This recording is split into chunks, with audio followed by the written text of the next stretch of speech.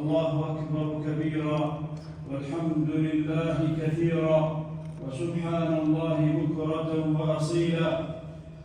الحمد لله رب العالمين، العاقبة للمتقين والندامة للكافرين والمشركين. نحمده ونستعين به ونستغفره ونتوب إليه ونتوكل عليه، ونعوذ بالله تعالى من شرور أنفسنا وسيئات أعمالنا. من يهده الله فلا مضل له ومن يضلل فلا هادي له، وأشهد أن لا إله إلا الله وحده لا شريك له، وأشهد أن محمدًا عبده ورسوله. يا أيها الذين آمنوا اتقوا الله حق تقاته ولا تموتن إلا وأنتم مسلمون.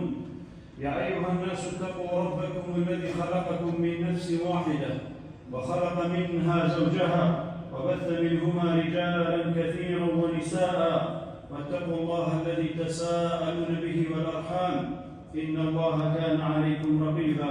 يا أيها الذين آمنوا اتقوا الله وقولوا قولا سديدا يصلح لكم أعمالكم ويغفر لكم ذنوبكم، ومن يطع الله ورسوله فقد فاز فوزا عظيما. أما بعد، فإن أصدق الكلام كتاب الله، وخير الهدي هدي محمد صلى الله عليه وسلم، وشر الأمور محدثاتها، ألا وإن كل محدثة بدعة وكل بدعة ضلالة وكل ضلالة في النار. وبعد، سرتا زور سپاس و ستایش بۆ خوای پەروەردگار کە گەیاندنی بەم دەڕۆژە و کۆتا دەڕۆژی مانگی حاجیان. داواکەم لە خوای پەروەردگار بکاتە خێر و بەرەکەت بۆ وڵاتی موسڵمانان و شاری موسڵمانان و وڵاتی خۆمان بە تایبەتی و شار و جێی خۆمان بە تایبەتی تر. برا بەڕێزەکانم، ئەوەی کەوا لە ذهن و بیر و هۆشی ئینسانی موسڵمان بێ یەکەم شت لە ئەولەویاتی ئیشەکان و بیر و بەچوونەکانی بڕوای بێ یەکتاپەرستی خوای پەروەردگارە، کە لەم ڕۆژەدا ڕۆژی حەجل ئەکبەر کە زۆرینەی کارەکانی حەج لەم ڕۆژەیە تەواو بێت. خوای پەروەردگار حەجی حاجەکانمان قبوڵ بکاتەوە بە سەلامەتی بیان گەڕێنێتەوە شار و وڵاتی خۆیان ناو ماڵ و ناویان. برا بەڕێزەکانم، ئەوەی کە لە فکری ئینسانی موسڵمانە بێت دەبێت یەکتاپەرستی بێت، چونکە ئەوەی کەوا خوای پەروەردگار دروستی کردووە و هێناوی تێکایەوە هەر بە گەردوون و تەنانەت پێغەمبەرانیش کە خوای پەروەردگار نردوونی تەنها خواپەرستیە و یەکتاپەرستیە بۆ بە گەورەدانانی خوای پەروەردگار. بۆیە ئێمەش نابێت ئەو ئەولەویاتی کە خوای پەروەردگار دایناوە بۆمان و مسەیەری کردووی لەو بابەتەیە نابێت ئێمە پشتگوێی بخەین.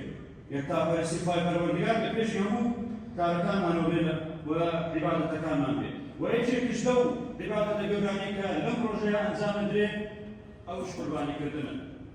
بۆیە داوام وایە ئەو کەسەشی کەوا بەتەمام گویشێکی تر بکات یاخود بەدەستێوەرە و ئیستا هاتووە ئەم ڕۆژە بیری لێ نەکردوێتەوە ئیستا بیکات. هێشتا کاتماوە هەتاوەکو 4 ڕۆژ پێش وەرئاوابوون ئەتوانێت قوربانیەکەی بکات. کارێکی زۆر گەورە بیرۆزەرای خوای پەروەردگار و زۆر خۆشەویستە، چونکە خوای پەروەردگار لەگەڵ نوێژە هێناوێت. ئەو نوێژەی کەوا تۆ لە ڕۆژێکا 5 جار ئەنجامەدەی خوای پەروەردگار لەگەڵ ئەو نوێژەیە کە کۆڕەکەی دینە باسی قوربانی کردو. قل إن صلاتي ونسكي ومحياي ومماتي لله رب العالمين بذلك أمرت لا شريك له بذلك أمرت وأنا أول المسلمين. ويدرى ورزقنا أحكام كان وكباس من كل رابطودا ئاژەڵی بچووک بەژی بێلەبووتان بۆ عائیلەیەکە و خۆی و خێزانەکەی هەر چەندێک بن، 20 نەفەر بن، 25 نەفەر بن، ئاژەڵی بچووک بۆ عائیلەیەکە بۆ بەژی بێلەبووتان گوێرەکە ئاژەڵی گەورە بۆ 7 عائیلە ئەتوانن بەشداری تیا بکەن. 7 عائیلە ئەتوانن بەشداری تیا بکەن. و یەکێکیش لەو کارە پیرۆزانی کەوا پێغەمبەری خوا صلی الله علیه وسلم لای زۆر خۆشەویست بووە، ئەوە بۆ لەدای نوێژی جەژنەوە کە ڕۆیشتووەتەوە یەکەم سونەتێک کە پێغەمبەری خوا صلی الله علیه وسلم بۆ ئێمە بجێهێشتووە، ئەوە بووەکەوە ئاژەڵەکەی سەر بڕێتگوێی بخوات. بۆیە هەوڵدەین کەوتەفەمیکیان دەکەین برا بەڕێزەکان.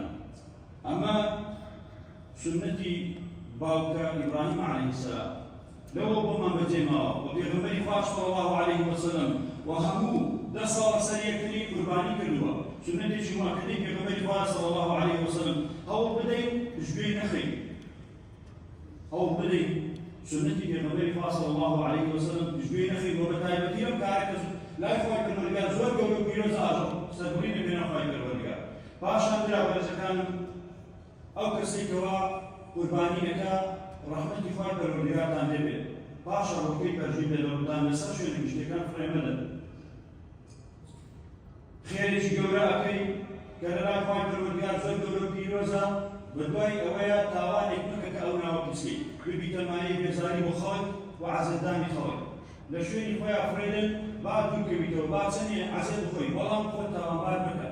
تۆ لە بەرامبەردا کە کارێکی خێرەکەی با تاوانباریش نەبیت و ببیتە مانەی زەرەبژان بۆ خەڵکی. لەم ڕۆژە پیرۆزەیە کابڕێزەکان خەڵکێکی زۆر بێ ئاگادێ هەوڵ دەین نوێژەکانمان لە کاتی خۆیان بکەین. لە دوای قوربانێکە نوێژەکانمان لە کاتی خۆیان ئەنجام بدەین کە خۆی پەروەردگار پێغەمبەری خوا فەرمێ صلی الله علیه وسلم ئەیام کوڕی وشرب وذكر الله ذكر خۆی پەروەردگار وەرە پێشی هەموویەوە فەرزەکان لەداتان نابێ فەرزەکان لە یاد بکەین و دوایان بخەین بەهۆی میوانیەوە بەهۆی نازانم هەر کارێکی ترەوە بێت نابێ نوێژەکانمان بەڵا بخەین و ذکری خۆی پەروەردگار بکەین و خۆی فەرمێ ليذكروا اسم الله في أيام معلومات وزۆر ذکر و یادی خۆی پەروەردگار بکەین و دڵخۆشی خۆمان دەرببڕین بەراوردەکان. ئەبینی خەڵکێکەیە لەم جەژنانەیە زۆر سادە ئەمەش پێچەوانی هەدی پێغەمبەری خوایە صلی الله علیه وسلم. خەڵکانێک کە بینی لەسەری ساڵا لە بۆنەکانی ترا دڵخۆشی خۆیان دەرەبڕن ئەمە نەتەوەکەمانە ئەمە نازانم چیمانە هەر شتێکەیە ئێمە براوردەکان یەکەم شت موسڵمانی نابێ ئەومان لەبیر بچێت بۆنە ئایینەکانمان بەتایبەتی جەژنی قوربان و جەژنی ڕەمەزان و جەژنی قوربان کە خۆی پەروەردگار پێغەمبەری خوا صلی الله علیه وسلم فەرمێ خۆی پەروەردگار جەژنەکانی کۆمەڵی جەژنیان هەموو پێشی ئیسلام خۆی پەروەردگار بۆتانی گۆڕی بەمە خۆی پەروەردگار ئەمی بۆتان هەڵبژاردەوە بۆیە دڵخۆشی خۆتان دەرببڕن بە جلێکی جوانە وەربدەرەوە وا هەست بکەن کە ڕۆژێک کە خۆی پەروەردگار داینەوە دڵخۆشی خۆتی دا دەربڕین ئەمەرێ لەسەرت واجبە.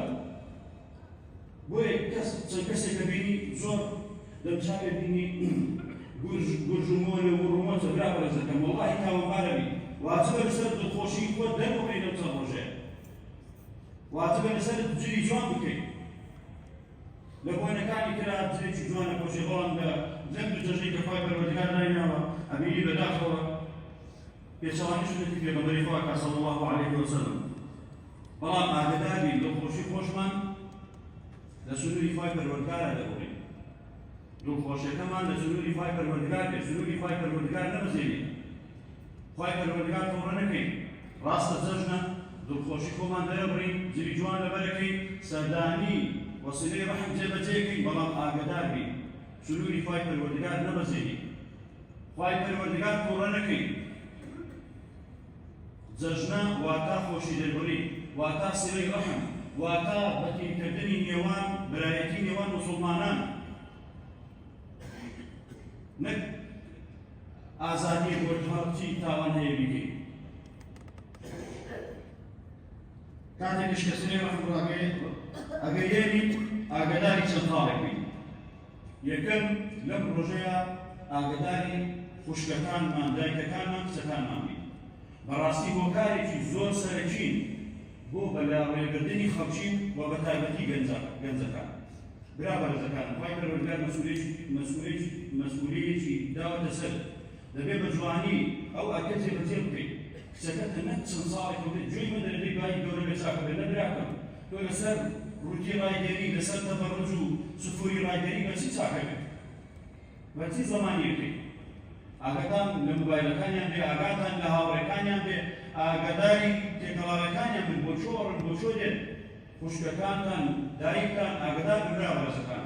دووەم و بە ناوی جەژنەوە تێکەڵاوی زۆر ئاگاداری ئەمە ئامۆزامە ئەمە میمیزامە وەڵڵاهی زۆربەی تاوانەکان لەو ڕێیانەوە ڕێیان داوە خۆی پەروەردگار مەناماندا. لە دوای ئەوەشەوە برابەرزەکان ئاگاداری خەیبەت بین.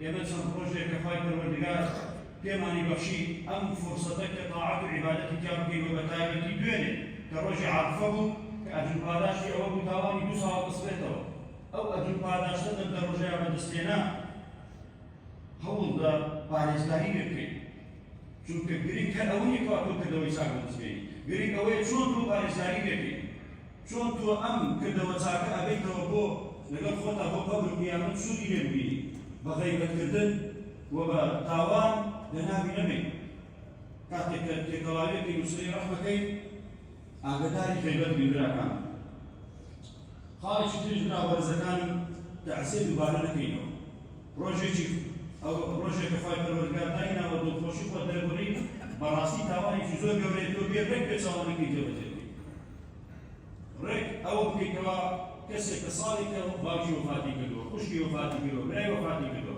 ئەچیتە ماڵیان تەعزیە دووبارە ئەکەیتەوە برابەرزەکان تاوانە ئاگادار بی و کۆتا خاڵش برابەرزەکانم تاقیتان نەکەم ئەوەیە کە ئاگادار بی خەڵکی بێزار نەکەی خەڵکی بە سەیارە بێ بە ماڵدۆر بێ چونکە جائز نییە لا يحل لمسلم أن يروع مسلما برابەرزەکان جائز نییە و حەڵاڵ نییە بۆ موسڵمان کەوا موسڵمانێکی تر بترسێ بەگاڵتت بێ بەڕاستت بێ جائز نییە براکەم تۆ بە سەیارە ئەڕۆی بە کۆڵانێکا بە سەریری نابینن ئەم حادسان زۆر بووە فەرموزانە لەم مانگ و دوو مانگەی کۆتاییە زانە چەند کەس وەفاتی کردووە بەهۆی حادسەی سەیارەوە تاوانبارێکی برابەرزەکەم کاتێکەوە سایەقیەکەی خۆت مەشغوڵی موبایلەکەی تاوانبارێکی خۆت مەشغوڵی شتی ترکەی کاتێکەوە سایەقیەکەی زانە چەندها کاری سەرێکە بەو ماوەی کۆتایی وەو کەسانێکی کەوە ماتۆڕیان پێ گەنجە بەڕێزەکان خۆشەویستن بەڕێزن ئاگادارن سمعەتی خۆتان ئاگادار مەکەن عەزیەتی خەڵک مەدەن بەڕاستی خەڵک بێزارە خەڵک خۆی ناڕەحەتە وە کۆتا خاڵش براکانم فرۆشتنی ئەم تەقەمەنیانە و ئەم یاری ئاگرینانە تەرەکەوشتانە وەڵاهی براکەین سەرتا ئەو تازەی کەوا توین فرۆشتنی پێکا و ئەو ئەسواق و مارکێتانی کەوای فرۆشە وەڵاهی بارەکەت حرامە بارەکەت حرامە کاتێکەوە تۆ شتێک کە فرۆشیە بێتە مای عەزیەت و ئازار و ناخۆشی ناڕەحەتی بۆ خەڵکی چ دڵێکت بۆ پارەی خۆشە لەو ڕێوەکەیەتی بۆیە ئاگاداری مناڵەکانتان و برابەرزەکان جەژنانەیان دەنێ پارەیان دەنێ بزانن سیاسە پێکەن بە چاودێریان بکەن و منیش داوای لەبوردنتان لێکەم ئەگەر خوتبەیەکم درێژ بوو بێ ئەگەر قسەیەکم کردبێ ئەگەر شتێکم کردبێ کەوا خوای پەروەردگار داوای لەبوردن خوای پەروەردگارەکەم و ئێوەش گەردن ئازادن گەردنتان ئازادێ برابەرزەکانم وەکو جەژنەکەی تر کە لەبیرمان چوو لێرەوە بۆسن ئینشاڵڵا یەکێک جەژنە پیرۆزاکەین و خوای پەروەردگار تاعاتی عیبادەتی